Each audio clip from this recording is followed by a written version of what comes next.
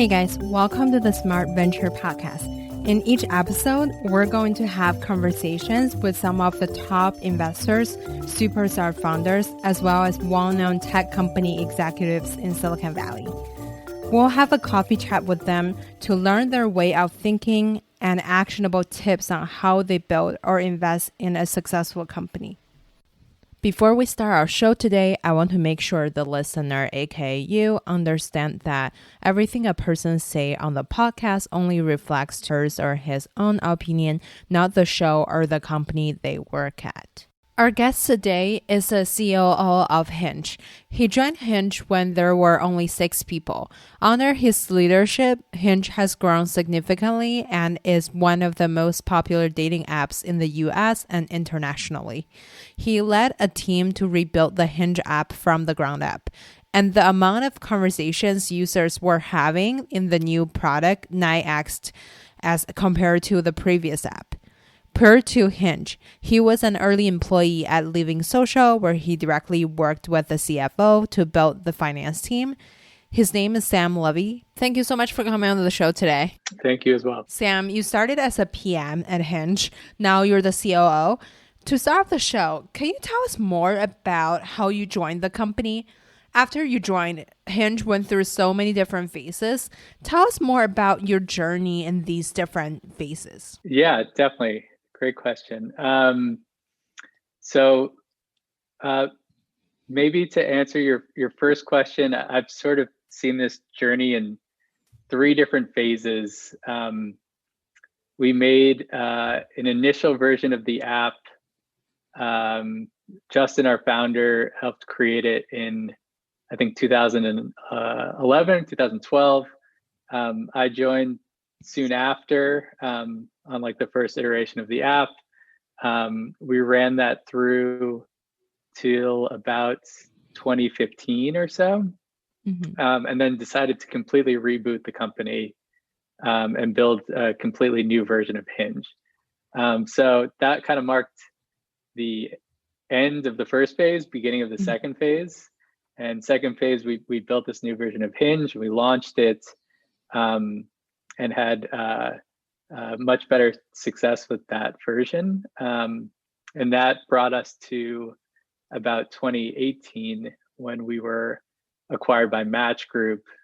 And I think that was kind of the beginning of the third phase. But we can go into those phases as you'd like. But maybe the second part of your question, how did I get there? I was working at LivingSocial, daily deals company, big competitor of Groupon's. I had decided that I was interested in maybe going to a smaller company because LivingSocial had grown to thousands of people.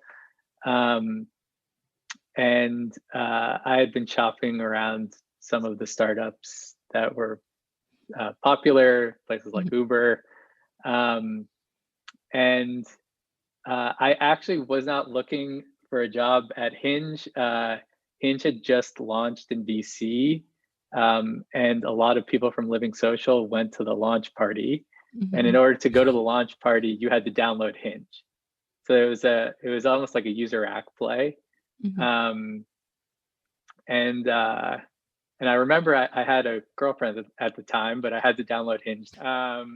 And I knew the founders from college. I knew Justin from Colgate University, and I knew his number 2, Bennett Richardson, from Colgate as well. So I went to their party. I had a girlfriend. It was good to kind of root on another startup in the DC scene. And then I continued to have Hinge on my phone. And I just thought it was I just thought it was so interesting. You have to flash back, what was 7 or 8 years. Tinder had barely started. I think people probably knew a little bit about Tinder. Hinge just felt like a very homey version of Tinder, because at the What time is it that was very all homey version of it was, dinner? well, it was very like wholesome, I'll say.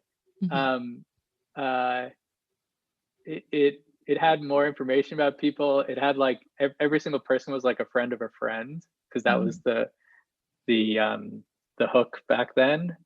um and it just felt different. It was really interesting. um and so within like me and my LivingSocial friends, we like kept the app on our phone and like, looked at it. And at one point, I got an email from Bennett asking if I would participate in a focus group. Um, and I wrote back to him. I was like, I have a girlfriend, but so I don't know if you really want me in your focus group. And he was like, I don't know, you probably can help, just like come anyways. And so I went and joined their focus group. I thought it was really fascinating. Um, and afterwards, met a bunch of the members of the team. I was extremely impressed. Um, and they asked if I wanted to join their team, which was quite nice and quite an honor. But Yeah. I actually wasn't that interested at the time. Long story short, we went back and forth a few times, and ultimately, I felt really good about what they wanted me to do, and the Mhm. team, and joined the team in 2013, I guess. Wow, that's really interesting. What was the focus group doing back then? Did you guys have to swipe right on a bunch of people going on dates and someone from the team have to be undercover behind a plant or something to spy on the dates? Oh yeah, no, it wasn't like a double-sided mirror. The company was using a co-working space at the Mhm. time. So I was just in a conference. I was like in this table with probably like 9 other guys.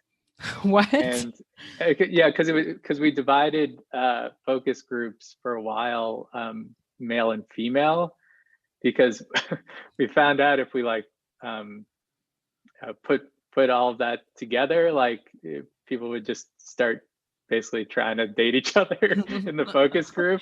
So we found we got uh, just more honest answers if it was segmented by um, gender and orientation. But yeah, it was 9 people that were using Hinge to date, and it was and it was me, uh, more interested about it as like a product. Mhm. So Back in time when you joined Hinge, your first position was product manager. Now being a PM is a lot of people's dream job. Did you had product management experience when you joined? I saw in LivingSocial your job title was Director of Email Yield Optimization. It sounds a lot like a marketing role. Curious, how do you break into product and what did you do at the beginning stage when you just joined Hinge? yeah, definitely. So my background is actually in math and analytics. I was a math Mhm. and econ major at Colgate. I joined a consulting firm called Market Bridge, where they specialized in marketing analytics. Mhm. And so when I joined LivingSocial, I just joined as like a general analyst. Um, there was very few people there at the time. Mhm. I think I was the first non-engineer to get database access to like run numbers. There was no like staging database for Mhm. analytics at the time. And so like I think everyone was like a little bit worried that I was gonna like run a query and like take down the whole site.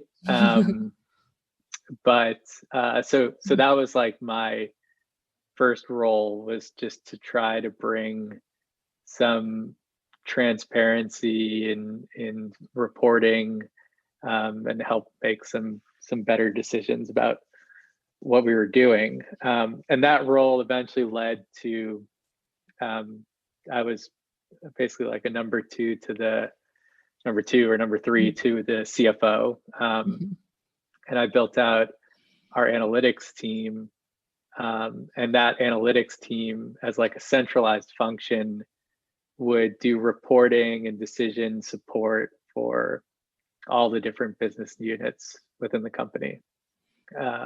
So a lot on marketing analytics,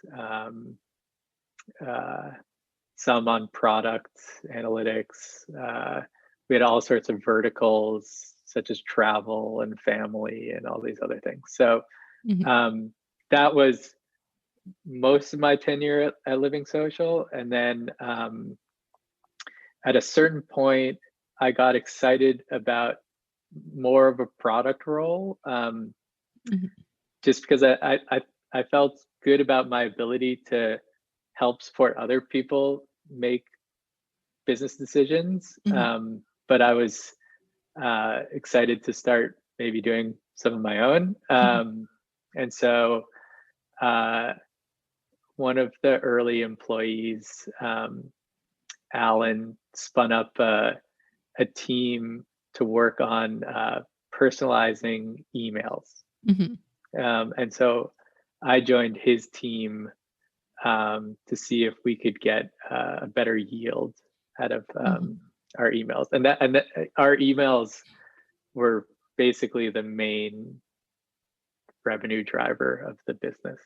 So that was exciting to be kind of like in the heart of a kind of like tiger team, working on that. So that was like my final year working with data scientists on how to segment people's experiences so that they had like a journey over time. And so we stopped, sending laser hair removal to 40-year-old men. It was the obvious win, but I think there were a bunch more. So that was LivingSocial. And then at Hinge, I came in I think I had a title. It was really only like 5, 6, 7 of us. But I was working on growth, which was our like very, very modest advertising budget, as well as some growth features to try to help boost the number of people on the app, which is just critical to launch and grow any market, because you need liquidity. You need people on both sides of the market liking each other and matching with each other in order to like keep it going. So I was focused on that, but pretty early on, I told Justin, like, I think in order to, I think it's gonna be a very, very long road to try to grow this app with advertising. And I think we need to make the product a lot better and have that like kind of drive growth, like the word of mouth of a successful product that retains people and drives outcomes. That is a much better way to grow and much less expensive way to grow. So then he was like, all right, like you're in charge of product now. Yeah, that's a really smooth transition. When you joined the team, there were 6 to 7 people. At that point, was Hinge already a really popular app, or was it just a product your friends were working on? No, I don't think. I mean, I think people maybe knew about Hinge because they threw like an amazing launch party in DC. And then threw one in New York. But other than that, there were very few thousands of people using Hinge at that point. So not really in a lot of people's pockets. Yeah, so at that point you started running product. Dating is a super competitive market. I'm sure there were a lot of competitor products started at the same time, but not many made it big to this day. Curious what set you and your team apart? Yeah, that's a great question. So it's interesting you bring up competition, because I think in those early days we were we were like way too focused on the competition. Mhm. So someone would roll out a feature that was maybe ahead of us, and then we'd look at that and we'd analyze it and we'd think about it and we'd be like, oh, we should have that feature. Mhm. And then we put it on our roadmap, and then we try to build it. And we had such a small team, there was only so many things we could build in a quarter, and by the time we Mhm. did it, like there's probably something else we wanted to do. And so we were like always kind of chasing the competition in a way that was not a winning mindset. So I'll say that's where we went wrong in the early days. Where I think we went right in the early days is we had a really interesting hook around friends of friends Mhm. that resonated with people. It ultimately was not what we wanted to do with the second iteration of Hinge because it's somewhat limiting. But at the time, that was very novel and differentiated us versus Tinder, Mhm. and some of the other competitors at the time. And it just set for like a different experience. And I think it helped put in the product. Like, I think, we didn't like document our brand and our values as much back then, Mhm. but it was still like in our DNA that we wanted to create something different than Tinder. We wanted to create something for people who were intentioned about finding a relationship. And so the friends of friends thing, I think, really helped. Uh, it helped just show that in the product. So Mhm. I think that is what we were doing quite well. I think we were always like very analytical. Like most of the team was very like literate in data.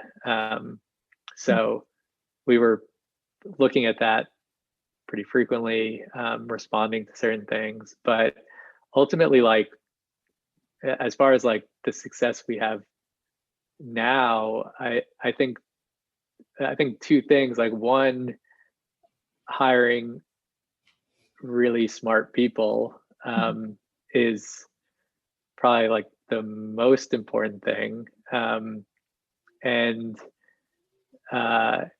taking those people and deciding, let's redo the app and build the version of Hinge that we're all extremely excited about. Mhm. The version that we can now build because we've got 2 or 3 times more smart people in the room. That was really what set us on a path for the phase 2. Yeah. There wasn't despite my position as as like lead of product, like I can't say there were many product innovations in that first phase. Mhm.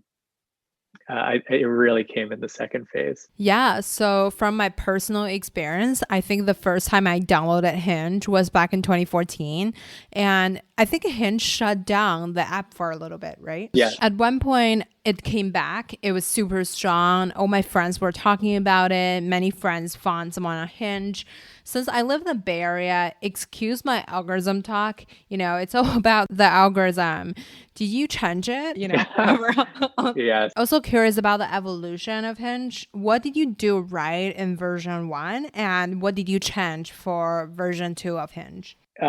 Yes. So when we did transition, um, we actually took the team on a retreat. Okay, so it's about the retreat. All important things happen at a retreat. No, but we we're at, it's interesting. We were at our peak usage when we decided that we were going to basically spend the next 9 months building a new version. But the growth rate, we were, we just thought we could do better. It was just, again, like these moments where you look at the curve and you're like, it's going up, but like we need it to go like up way more than this. And so we decided we were going to liking content. So we thought that it was a better signal for someone to like a part of someone's profile, and maybe be able to write a comment about that piece of content. And our hypothesis was that would have a higher chance of leading to the other person writing back. So that was kind of like the key metric. And that also led us to like the second part, which was that we wanted profiles to be a very authentic version of you. We thought that it would feel much more meaningful to receive a like if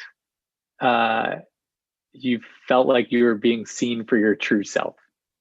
And on the flip side, it's much more exciting to send a like when you see more about someone, not just pictures, but also some answers to things and their interests and whatnot.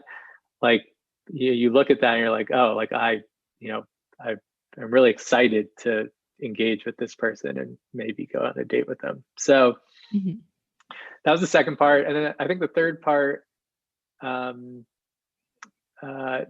a a trade secret, because I think like TechCrunch wrote about it, but we thought about how the algorithm should work, and we thought about how it's not truly about how many likes you're receiving, but more about how these likes are spread out through the user base, and getting a high percentage of people matched up. And we realized that like probably the best in class version of that is called the Gale-Shapley algorithm, which is commonly used for, I think, med school matching. Oh, interesting. And it's this idea of you have a two-sided market, and both sides are ranking each other, and the algorithm makes the most efficient pairing of both sides. And it creates it in a way that's, Nash equilibrium or whatever measure of algorithm success. But it's the most efficient pairing of a two-sided market. And so we made a different version of that, but that was like the insight. Yeah, so what exactly goes into the algorithm? For example, I like guys and I'm rated by audience on my attractiveness, my hobby, and answers to the questions. And the algorithm will generate a likeness number, and the same goes to people who will be matched with me. If we have the same number, then we got matched. Is that how it works? It's more complicated than that, because we're not asking people to say whether or not they're interested in you and vice versa, and then do the matching. What we're doing is we're using what we know about the types of people you like and the types of people that like you, and that's how we're making suggestions that you're most likely to want to likes. But from like an analytics side, that's actually not hard to judge. You can see very clearly whether the right algorithm and business rules create a breadth of matches through a user base that leads to conversations and leads to dates, and leads to users recommending Hinge. Mm-hmm. Like that you can see and measure a lot easier, but sometimes you don't totally know what's leading to specific recommendations. Yeah, totally. In terms of building a successful product, I feel like a big differentiator for dating apps seems like they all double down on a particular killer feature. For example, when you think about Tinder, you think about the swipe. Bumble is women make the first move.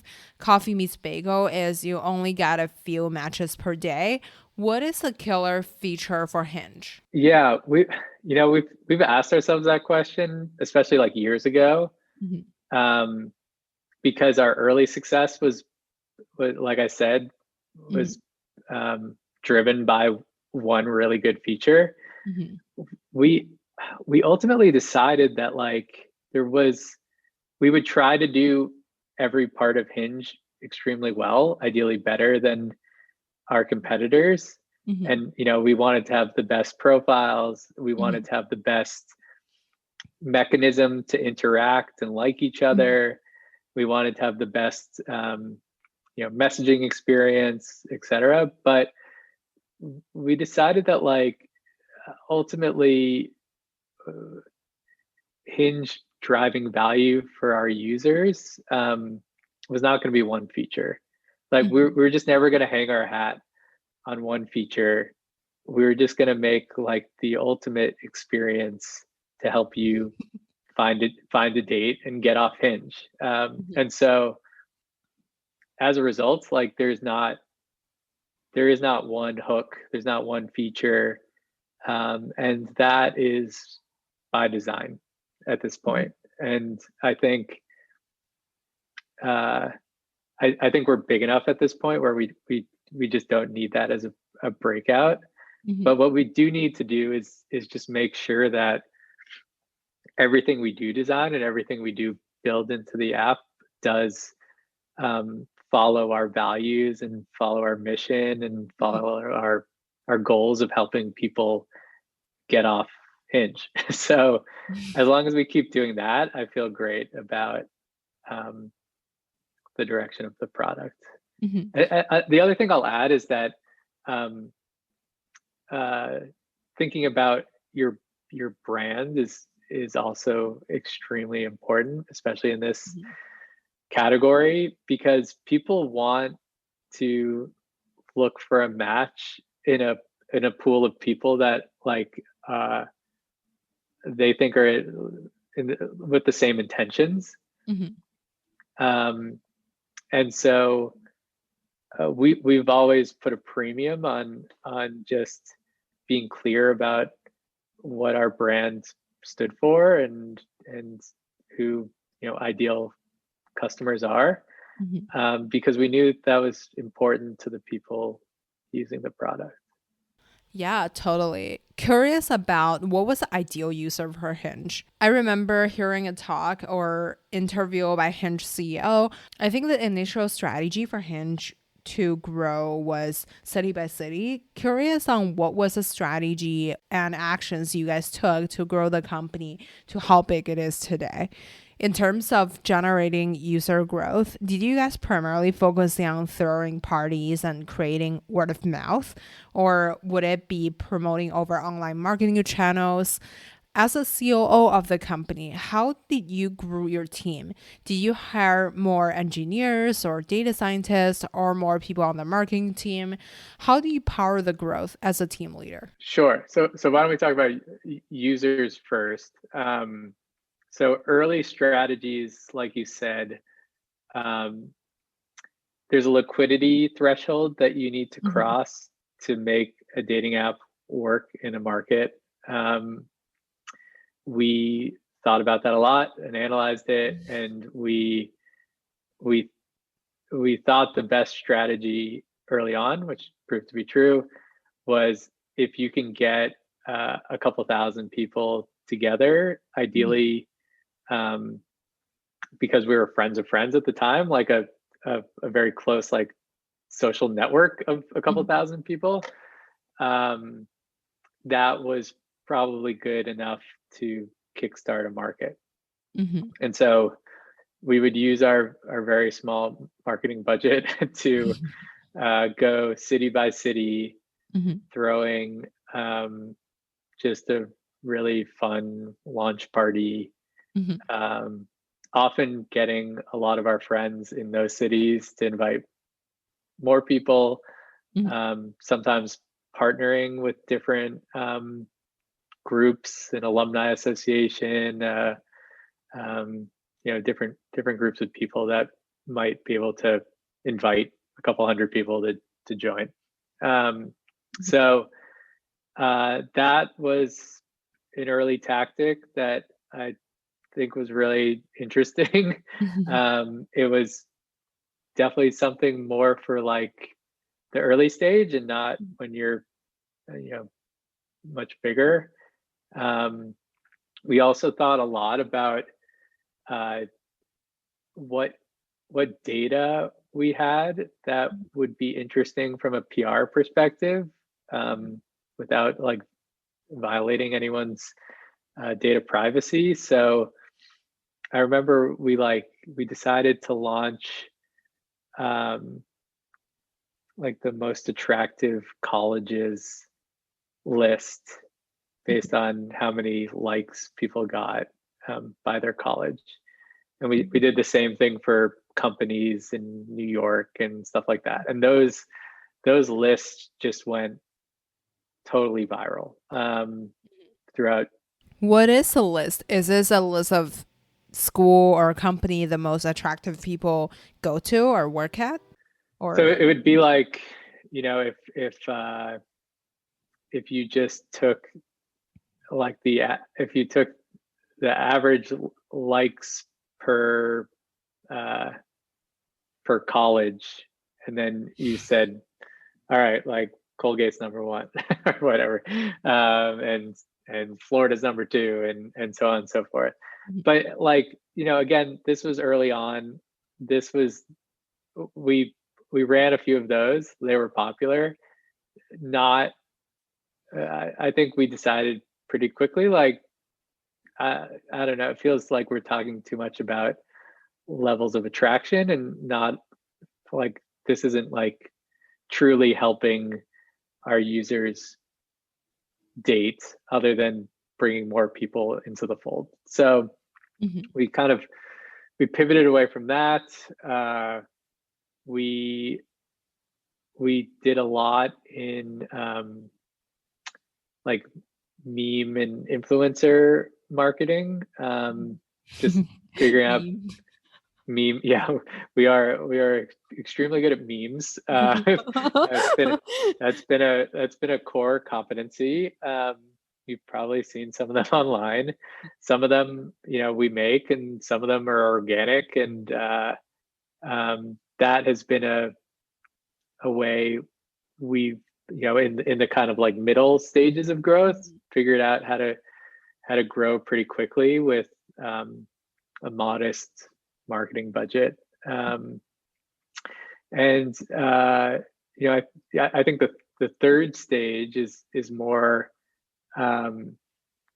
we've spent a lot of time working on our brand and our marketing, and we brought in a really excellent CMO, Nathan, and we developed just like a very big brand campaign that was all along the tagline "Designed to be deleted," and we thought that was, we needed a moment to kind of go from sort of like the scrappiness of old days to like, Hinge has arrived. We're here to help you get off Hinge, and we're big and we're loud, and consider us when you're considering the top dating apps to use. Yeah. So basically three things. One is to, launch an attractive colleges or like companies and then No, making making don't good have that be the memes. takeaway. I just think I think that probably the takeaway is you have to figure out tactics that work within your budget. Which And is zero. I'm just kidding. yeah, well, basically zero to start. But if you get creative, like it's there. So each phase had its own, creative breakthroughs within the budgets that we thought we needed to keep to. Yeah. Speaking of growing Hinge, to grow a company successfully, the people on the team have to grow with it. You started on the product team, now you're the COO of Hinge.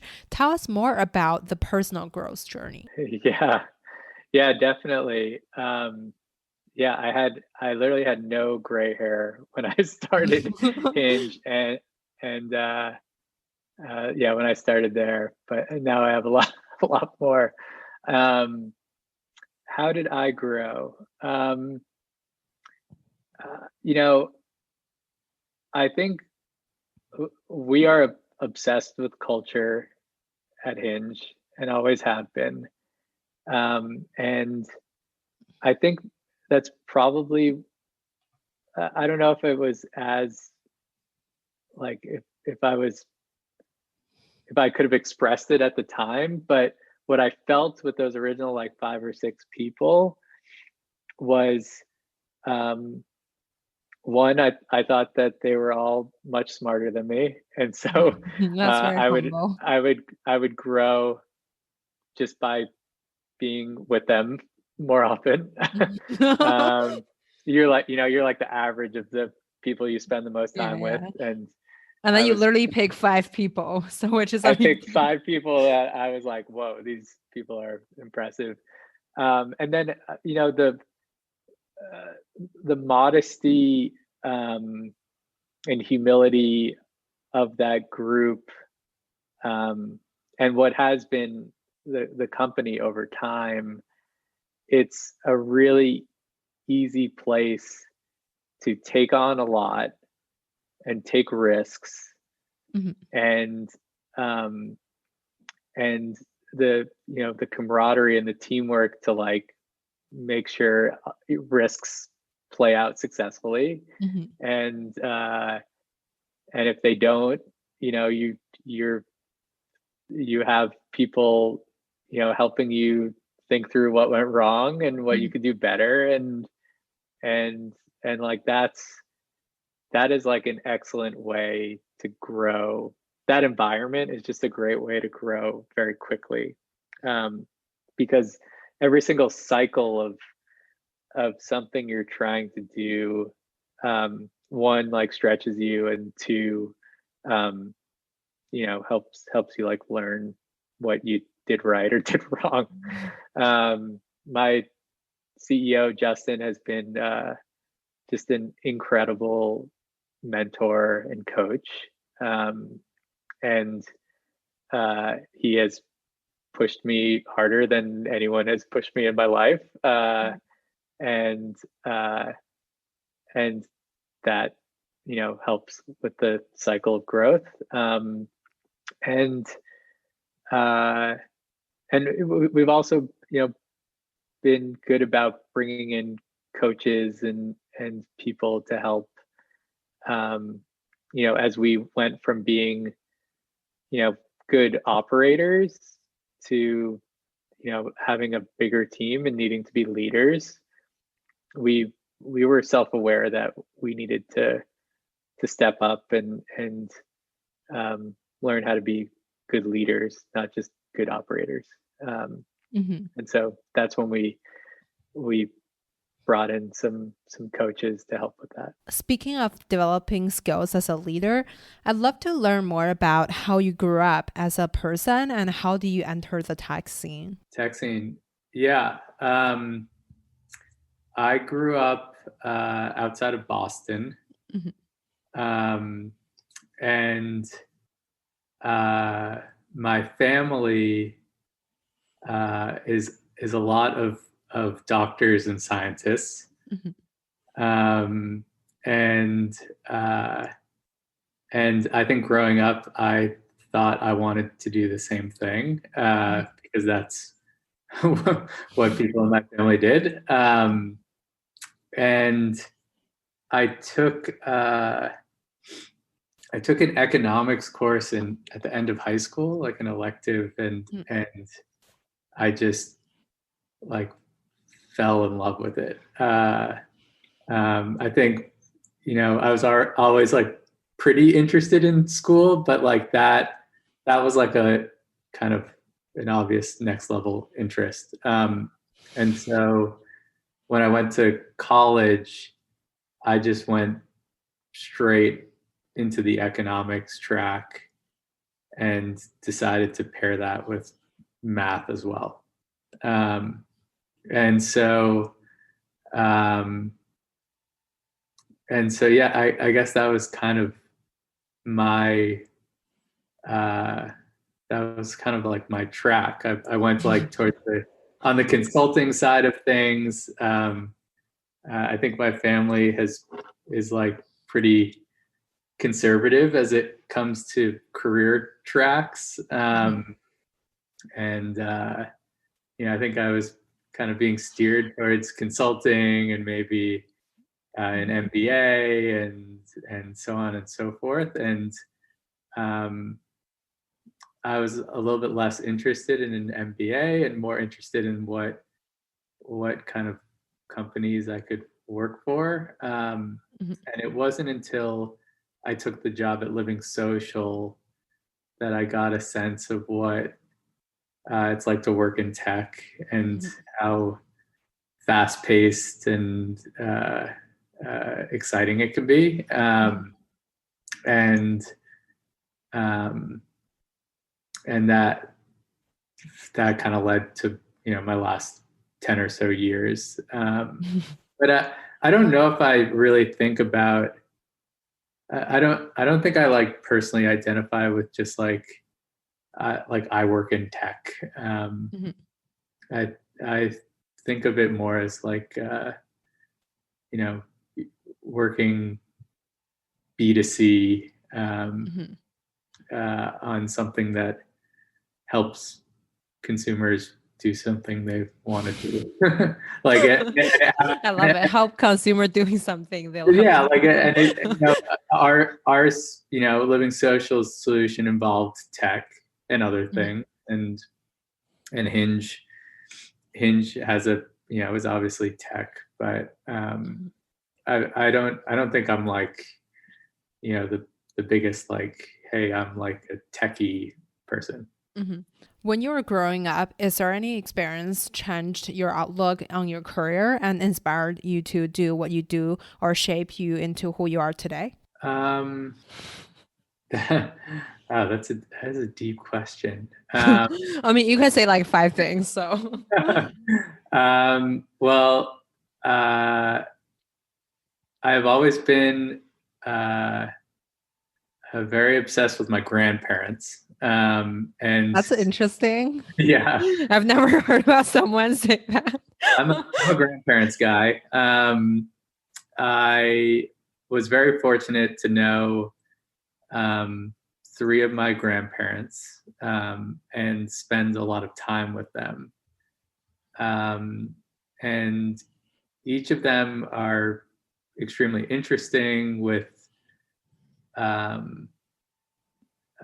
either interesting careers or just what did they do back in time? My grandfather, who's still alive, was the chief engineer for the Port Authority in New York. And I think what was really interesting about him is I think he had that job when he was like 35. And he describes as like it was previously a job for only people with white hair. And he obviously didn't at the time. And so I've always been extremely impressed by him and how he thinks through problems and how thorough he is with everything he does. Everything he does is, if he's going to do something, he's going to do it excellently. Even if it's like cutting up an onion, he's literally gonna like put on goggles and he's gonna make sure like every single cube is like, exactly 1 centimeter by 1 centimeter. He's an amazing person and also extremely humble and generous with his time. Yeah, like imagine watching him cook. He doesn't cook that often, but when he does, yes, that is. The onions are the same size. So. Yeah, exactly. So yeah, that's him. And then, my grandma was a Phi Beta Kappa, just one of the sharpest minds that I was around growing up. And she would do the crossword every morning very quickly, and we would play Scrabble, and she would just like destroy me in Scrabble, for many, many years. And she was just quick and blunt, and like, I think what you in the tech community you'd call it like candid. she was Kim Scott radical candor. Kim Scott was on this show, by the way. Oh, excellent. Yeah, we're huge fans of her book at Hinge. Yeah. As many tech companies are. Yeah, and then my late grandma, my bubby, was a teacher, so she was like extremely empathetic, but also had a bit of that like tough but fair part of her that makes a good teacher. So I don't know. I feel like a lot of my personality comes from them, and desire to do acts of service and things to help other people, and yeah, like kind of a mix of them. And I grew up with 2 sisters who are like total geniuses, and I had to figure out ways to keep up with them, even though I was academically not as strong as them. Yeah. So what do they do now? Are they working in tech? No, my older sister is in MD, PhD in neurology, and my younger sister is doing her PhD in biology at Duke right now. And so yeah, there's like a lot of science and med in the family, and my mom's minivan is decorated in a lot of stickers from academic institutions, mostly not from me. And so I, there's some element of like drive there. Like I wanted to do my own thing. I like will faint at the sight of like a needle. So being a doctor is not for me. But yeah, didn't wanted to play at their level as well. Yeah, so it seems like you're the businessman in your family. You went to school for math and econ. I'm curious about, does growing up in such academic driven or book smart family give you more confidence to tackling hard data scientist problems? Yeah, I mean, I think you probably said it better than I was describing. Like academics were extremely important growing up. They were important to my grandparents, they're important to my parents. And my especially my older sister definitely leaned into that. But yeah, like just as an example, like growing up, we would go on car trips and stuff. And I remember like my parents just calling out like math problems, and we would just try to solve them like in the back seat. Like there was not like I mean, this was before the time where like you'd have TVs or like certainly iPads, but like, yeah, like they would call out math problems and we'd try to solve them. And I'm sure I was trying to compete with my older sister, which was probably not easy. And we would be given like these little books and they'd have like a lot of like math and logic problems. And so that just became like a comfort zone, I think. And I've actually heard that there's not a lot of like people aren't necessarily like gifted in math so much as it's more of a being like patient and comfortable to like learn math that some people do and other people don't. So I think I just became very comfortable with These math. problems, yeah. But on the flip side, like was very like not great at reading or writing. so you know, I think my sisters got both of that, and I think I only got like one. So I think that's that makes you, you know, went pretty far. You know, I feel like I have one, it's good enough. yeah, I'll take it. But yeah, no, was never much of a bookworm. Well, now you're the C-level executive at a well-known dating tech company. Since both of your sisters are in academic, who do you normally consult the business-related questions? Who is on your personal board of advisors? That's a good question. So kind of a cop-out answer, but my CEO Justin and I definitely consult each other a lot. He's obviously like the first person I talk to. I've had some coaching in the last year. Someone named Amy, who is has been fantastic in, I think, mostly on like the leadership, like people side. Kind of what she'll call like turning the mirror to me so that I can like help see what's going on and help face challenges head on.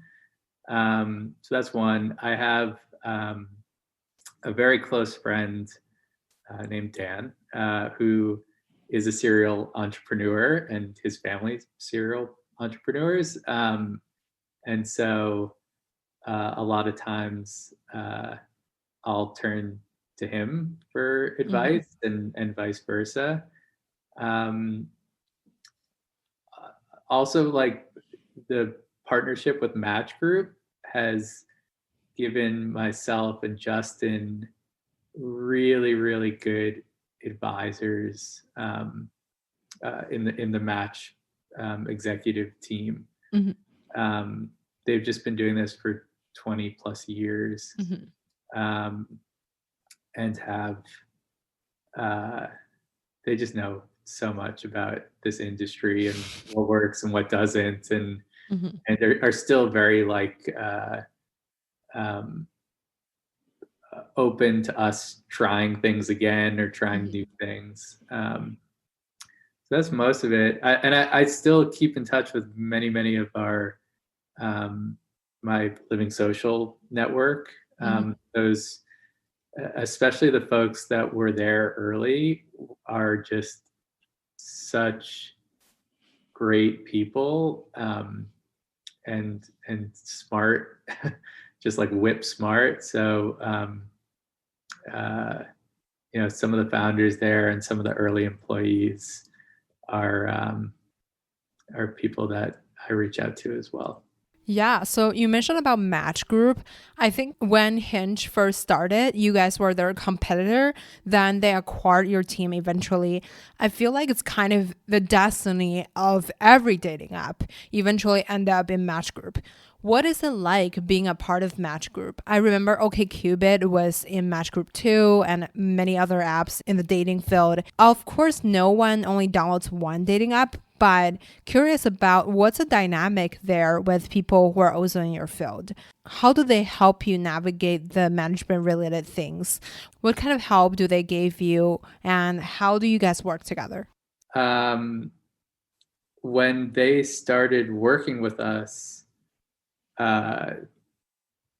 obviously investment was a huge part, but also just their partnership, their knowledge of how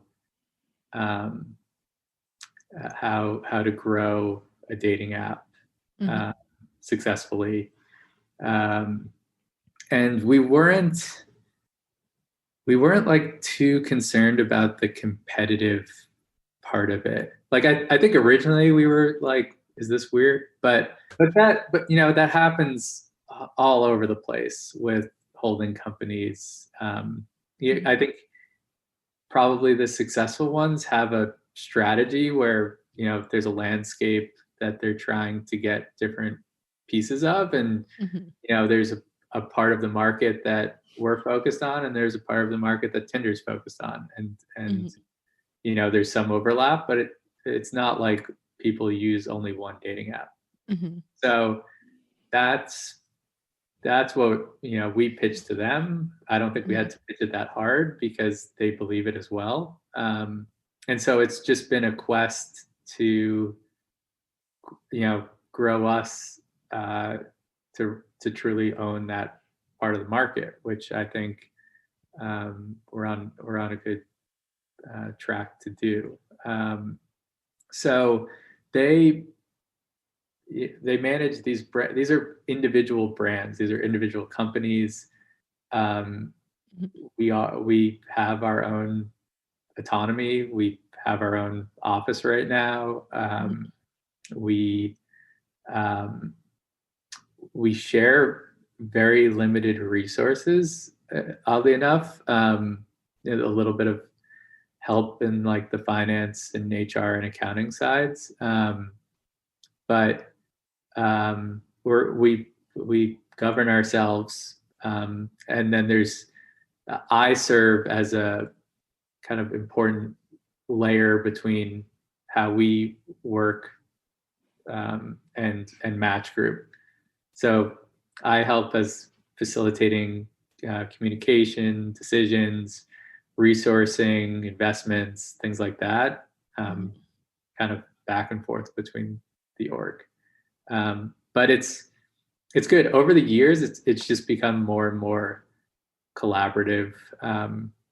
We work directly with two people almost on a daily basis, and have only kind of formed more bridges between our departments and theirs over time. So yeah, that totally makes sense. I think I saw some interviews of the CEO, Justin. He recently had a baby. You both are in the stable relationships or marriage now. When Hinge started, you two were trying to find love yourself, and you both were in the demographic of the user. Back in time, you can do the user testing yourself. Now, how do you navigate the product innovation? Yeah, it's a great question. And so it's true. When I was running product for what I described as that phase one, and then I led the reboot for phase two. Yes, we were obviously using our own product, but I think what we learned quickly that helped us move from that like phase one to phase two is that it's very dangerous to judge a lot of decisions based on your own experience. You are one person definitely having an abnormal experience because your profile says that you work at Hinge. And, that's an easy conversation starter. And so if you just went off that, you could conclude, hey, starting conversations on Hinge is so easy. Like everyone just asks you like what it's like to work there. So what we did was we started doing almost weekly focus groups of different genders, different sexual orientations. And that is if you can, like the best thing to do is probably removing yourself from the equation and just listening to what actual users are describing their problems to be. And that plus like, an obsession over some of the metrics that matter, I think is a much better way to design a product than your own usage. So I don't think it's a problem that we are in like kind of, Justin's obviously has a baby and getting married in the next year or so, but and our our CPO who's fantastic, Tim, has been married as long as he's worked at Hinge. So he's basically the master of listening to the customer and not, he's never used, I don't think he's ever used a dating app in his life. So yeah, which is a funny thing to be surprised about now, but he listens to the customer, he listens, to employees, he listens to our Instagram and other channels to figure out what's going on. But it's almost better not to judge your own experience. Yeah. Is there any insights on finding dates? Yeah. So when we did that pivot, one of the insights we found was that we originally had it as optional to answer some of the questions on your profile. Generally, a profile on Hinge consists of 6 photos or videos. Yes, 6 pictures and 3 answers to little prompts that are, like, what I do on Sundays and things like that. So those little prompts were optional at first. And what we learned was that the people that filled out all 3 were like much higher intentions about finding a relationship.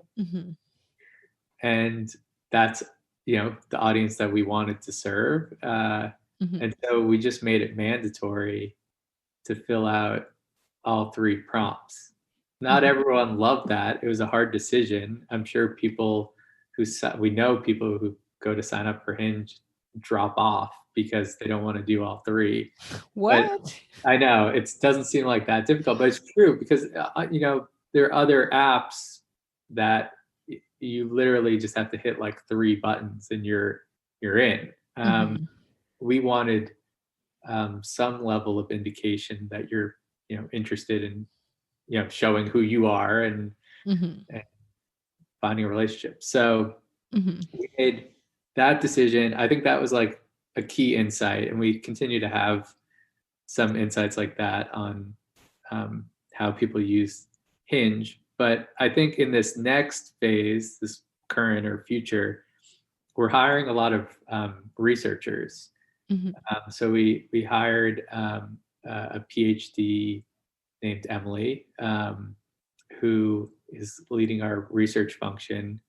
And we believe that there's, we can like dig through the data and tell you things like,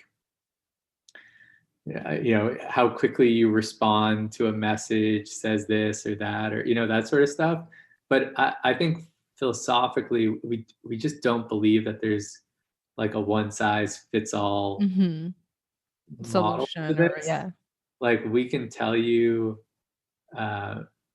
principally some things that could help, and we want to dig very deep for those insights. But I think we're kind of against saying,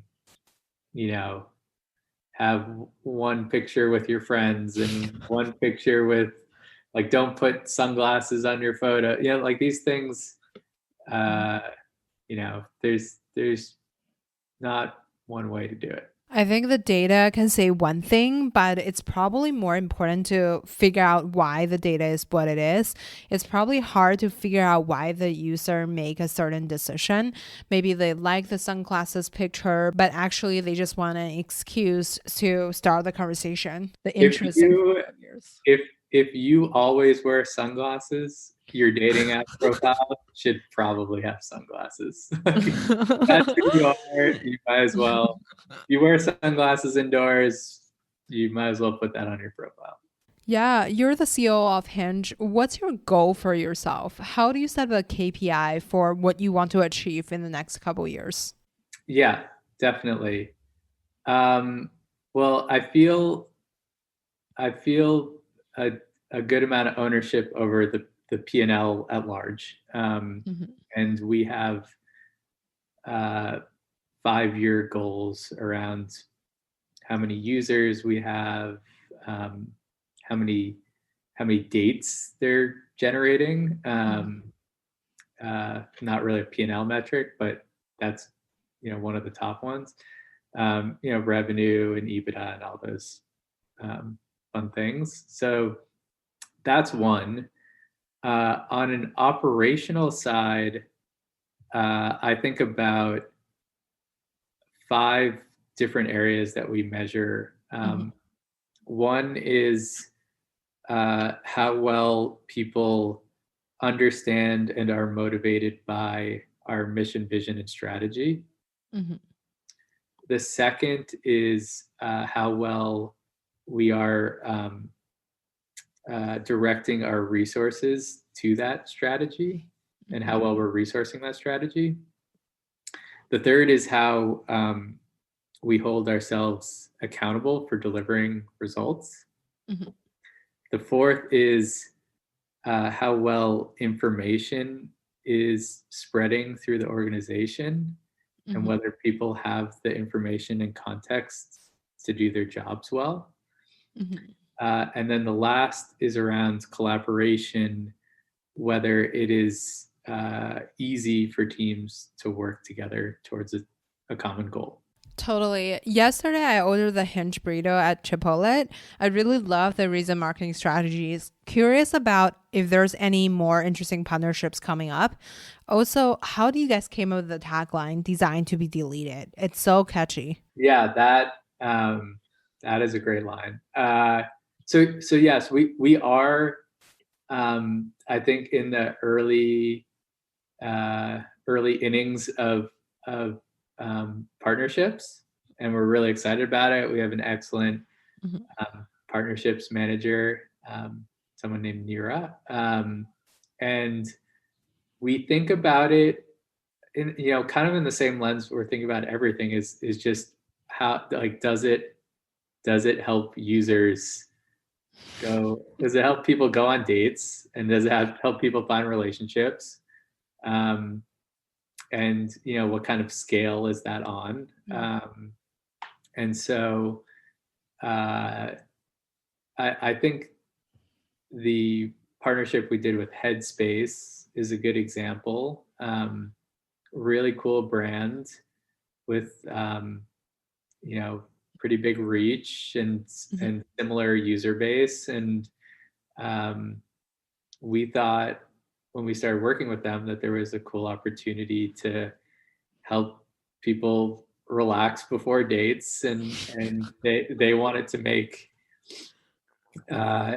like Hinge specific meditations, and we thought that was a really cool idea.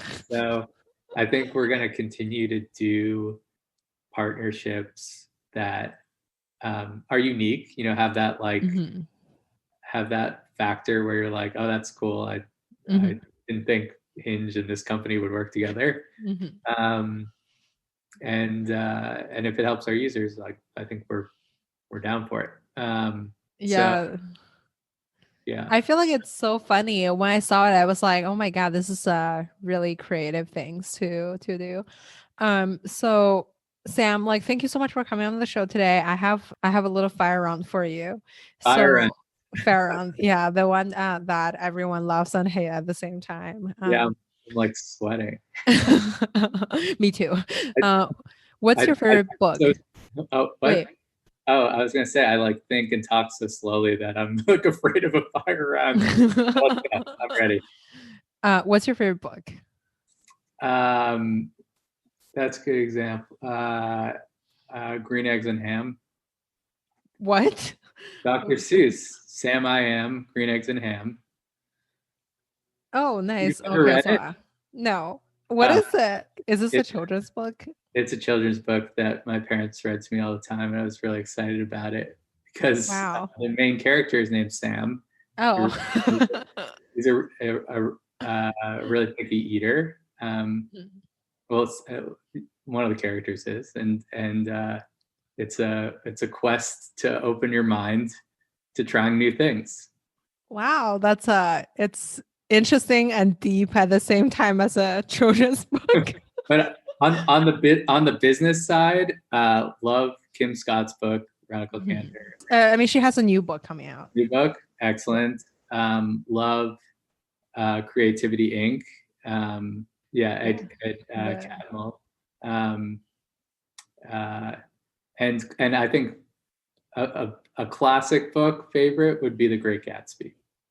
Nice. I like that you gave us 3 favorite books. Yeah, just to prove those are like really only 4 of the 10 books I've read. So wow, I love it. Like, give us a whole list. But anyway, what's your who made the biggest impact in your career?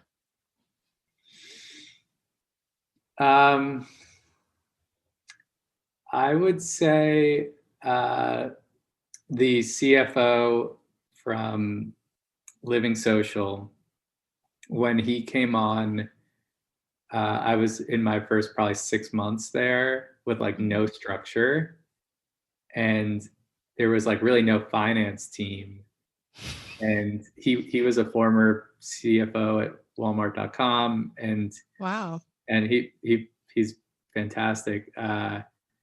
And he was brought in at LivingSocial, and he basically turned to me and said, like, listen, like, I don't have a team. If you want to stay on my team, I would love to have you. And, I'll show you a lot of things.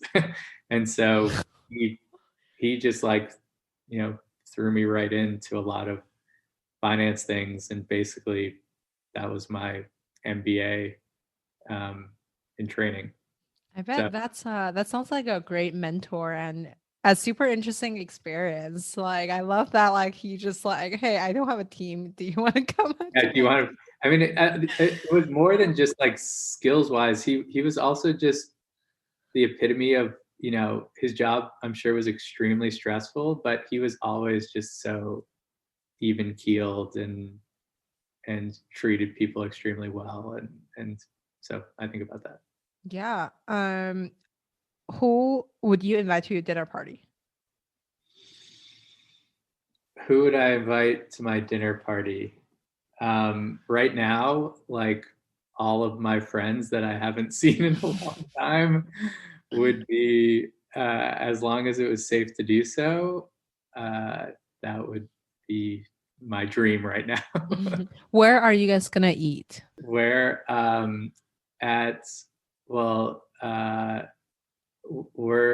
my fiance and I love this pizza place near us called Arturo's. So it will be a pizza party. Yes, have a pizza party. Where can we find you outside of work? I am obsessed with golf. Oh, nice. So if any listeners want to play golf in the New York City area, hit him up. Hit me up. I'm usually at Bethpage golf course, a public course out in Long Island. I'm doing that. I love skiing. My fiance and I like traveling, but yeah, those are kind of the main things. Biking. Nice. What's your information diet look like? So this could be like newsletter, could be podcast, could be video, could be anything that, like, how do you educate yourself? How do I educate? Yeah, that's a great question. So probably way too much Instagram. Really? Yeah, I don't know. You know, I think there's a lot of people who are pretty addicted to Instagram. So I like go through phases where I'm looking at that a lot, and then I usually like delete it from my phone. I love Morning Brew, Oh, the yeah. newsletter. I love that. I read that pretty Mhm. religiously. And then something about like the you know, and all the various news sites. My fiance works for the Daily Beast, so there's a lot of Mhm. Daily Beast consumption here. Um, but there's one of the really great things about, like, you know, we're now about 100 people at Hinge, and um, you know, Slack culture means a lot of channels where people are sharing various things. So like Mhm. I ingest a ton of things that our team shares about a wide variety of topics, um, DEI topics. There's a lot to consume there, a lot to consume on just like, you know, the dating industry, but also all sorts of random things like music and transportation and all sorts of culture things. Yeah, nice. Well, thank you so much, Sam, for coming on the show today. Oh, thanks for having me. This has been great. All right, that's all we have for today. Thank you so much for listening to this episode of Smart Venture Podcast. If you like it, please leave us a quick review and hit subscribe so you don't miss any tips from the experts. If you want to receive our updates, please leave your email at smartventurepod.com. If you want to connect with me, all my socials are at Grace Gong GG. Besides LinkedIn, it's just Grace Gong. I'd love to connect with you and let me know your thought about the show. Now you can also listen to Smart Venture Podcast on YouTube. Go to smartventurepod.com, click the YouTube link on the top banner. Don't forget to hit subscribe and smash the like button. See you next time.